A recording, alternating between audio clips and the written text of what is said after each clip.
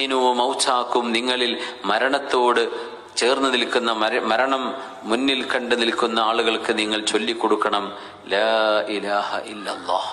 അത് ചൊല്ലിക്കൊടുക്കണം. കാരണം ലോകത്ത് നിന്ന് യാത്ര ചോദിക്കുന്ന ഒരു ഡിപ്പാർച്ചറാണത്. ആ സമയത്ത് കുട്ടികളെ കാണിച്ചിട്ട് ഉമ്മ കണ്ണു ഉറക്കിയത് ആരാ വന്നത് ഒന്നും ചോദിക്കാൻ നിൽക്കണ്ട. അവർ വേറെ ലോകത്തേക്ക് പോവാണ്. അവർക്കൊരിക്കലും ഇനി ഒരു മെമ്മറി തിരിച്ചു വരണമെന്നില്ല. അതുകൊണ്ട് അവർ ക്ഷീണിച്ചോ തളർന്നോ ചിന്തയിലും ഓർമ്മയിലെങ്കിലും മറ്റൊരു ലോകത്തിലേക്ക് വേണ്ടി ഒരുങ്ങിയിട്ടുണ്ടാവും. ആ സമയത്ത് ഒരു കുട്ടിയോ പേരക്കുട്ടിയോ മക്കളൊന്നും കാണേണ്ട സമയം, അതൊക്കെ അതിന്റെ മുമ്പുണ്ടായിരിക്കാം, ഓർമ്മയുള്ള സമയം. പക്ഷേ മരണത്തോട് ചേർന്ന് കഴിയുമ്പോൾ പിന്നെ ലാ ഇലാഹ ഇല്ലല്ലാഹ് എന്ന് ചൊല്ലിക്കൊടുത്തുകൊണ്ടിരിക്കണം. ലാ ഇലാഹ ഇല്ലല്ലാഹ്, ആരാധനക്കർഹനായവൻ അള്ളാഹു മാത്രമാണ്. കാരണം ആദ്യത്തെ ചോദ്യവും അതിനെക്കുറിച്ചാണ്. അലൈഹാ നഹ്യ വഅലൈഹാ നമൂതു വഅലൈഹാ നുബ്അസു ഇൻഷാ അല്ലാഹ്.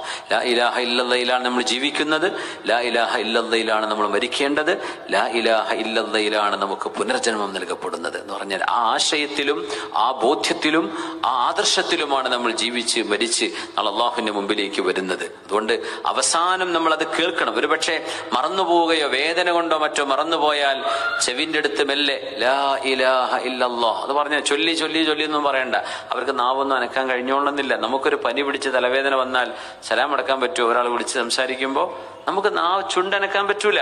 അതുകൊണ്ട് അവരെ കൽബിൽ ചൊല്ലിയാൽ മതി, അവരുടെ തലയിൽ ചൊല്ലിയാൽ മതി, അവരുടെ മനസ്സിൽ അവർ ചൊല്ലിയാൽ മതി. അവർക്ക് അത്രേ പറ്റുന്നുണ്ടാവുള്ളൂ. എന്നല്ല ചൊല്ലി എന്ന് പറഞ്ഞവരെ പിടിച്ചടങ്ങാറാക്കൊന്നും ചെയ്യരുത്. കാരണം മനുഷ്യൻ മരണത്തെ നേരിടുന്ന രംഗം ഒരു സഖറാത്തിന്റെ വല്ലാത്തൊരു അനുഭവമാണ്. അള്ളാഹു നമുക്കത് എളുപ്പമാക്കി തരട്ടെ.